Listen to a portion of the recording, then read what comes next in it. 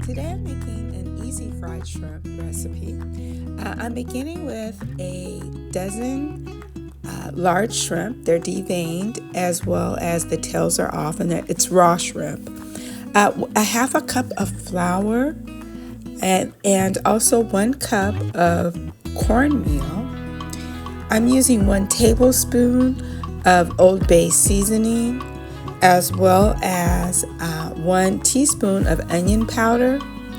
I'm using 2 tablespoons of hot sauce and 1 teaspoon of mustard.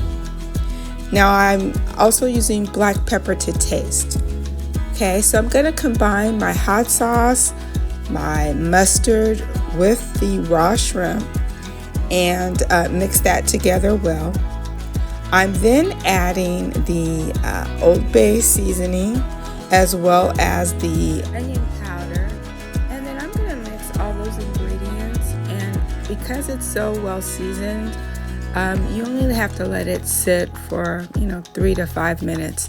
So while that's marinating, I'm actually going to mix up my egg, and it's just 1 large egg, and then go ahead and coat my shrimp in the flour.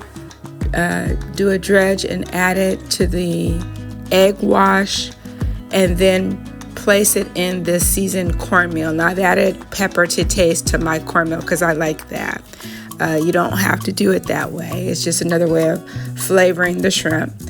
Once the shrimp has been breaded, I've added it to about a half a cup of vegetable oil, and I'm just going to lightly brown it on both sides. This literally takes 3 to 4 minutes.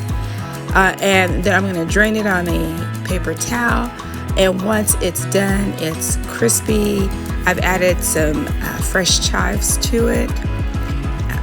It is delicious, and you'll find that the shrimp is very seasoned, and it's a really fast and easy shrimp dish to make.